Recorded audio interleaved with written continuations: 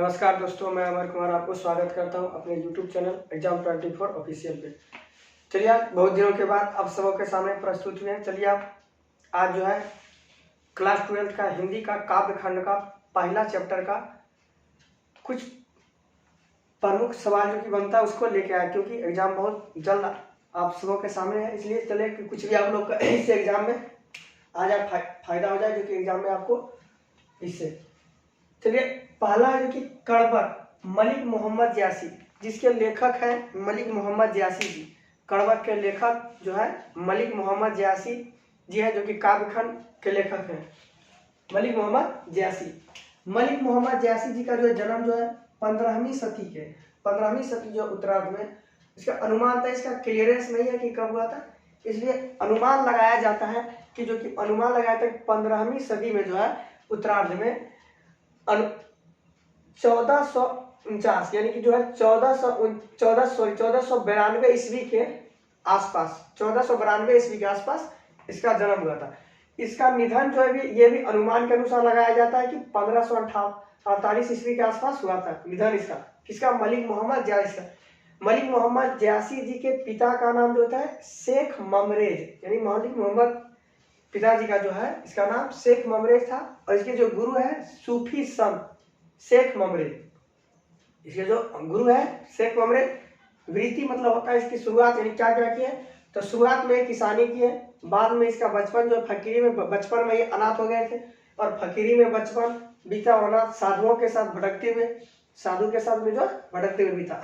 व्यक्तित्व, इसका व्यक्तित्व कैसा था, व्यक्ति जो दिखने में कैसा लग रहा था, चेचक के कारण, जो मलिक मोहम्मद ज्यासी जी को चेचक के कारण जो सारा उसका चेहरा था, रूप था, वो क्रूप हो चुका था, रूपवान नहीं था, इसलिए चेचक के कारण जो उसका रूपहीन हो गया था। और बाईं आंख से जो है, याद किया, बाईं आंख जो है, ये बाईं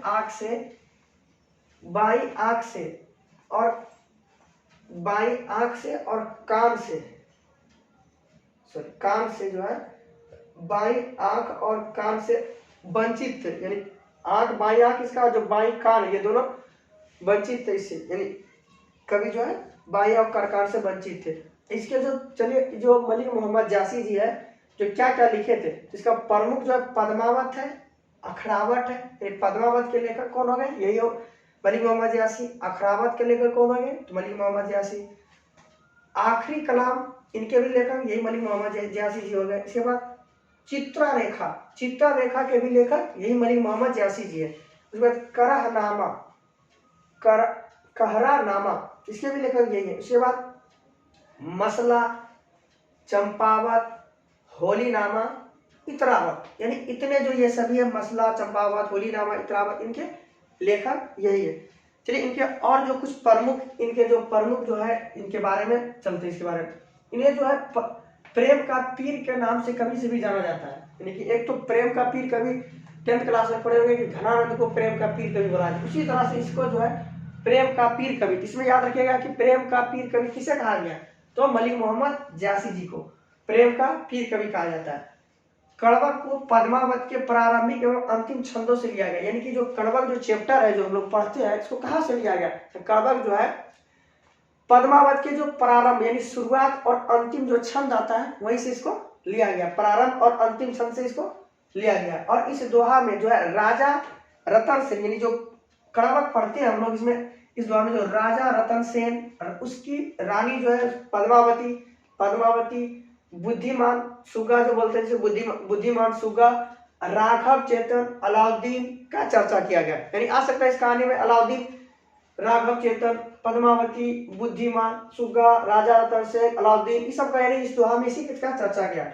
और इसी में कवि के अनुसार जो है, और इनके अनुसार जो फूल झड़कर नष्ट हो जाता है किंतु उसकी खुशबू रह जाती है। यानी इसी दोहा में आगे कहा है कवि कि जो व्यक्ति को कभी भी, कोई भी व्यक्ति कभी भी शरीर से सुंदर और सुंदर नहीं होते, उन कार्यों से वो अपने सुंदर और सुंदर होते हैं, क्योंकि कभी अपने आप को जो एक नेत्र से और एक कान से वंचित थे और उसका चेहरा में जो चेचक था, रूपहीन लगते थे, फिर भी वो अपने आप को सुंदर और मानते थे।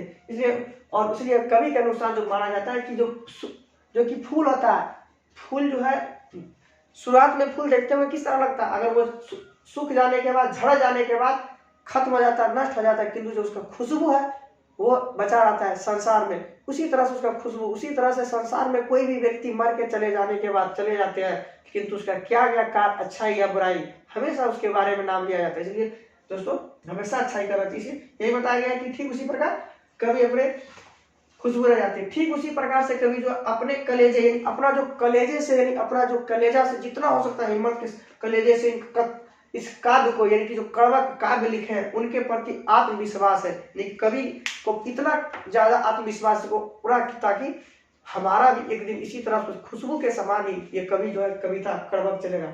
चलिए हमारा ये छोटा सा ये प्रयास आप लोगों को कैसा लगा? अगर अच्छा लगा तो आप लोग हमारे चैनल को सब्सक्राइब कीजिए और शेयर कीजिए और लाइक कीजिए, ताकि हम इसी तरह से आप सबों के लिए कुछ ना कुछ वीडियो लेके आते रहे। धन्यवाद।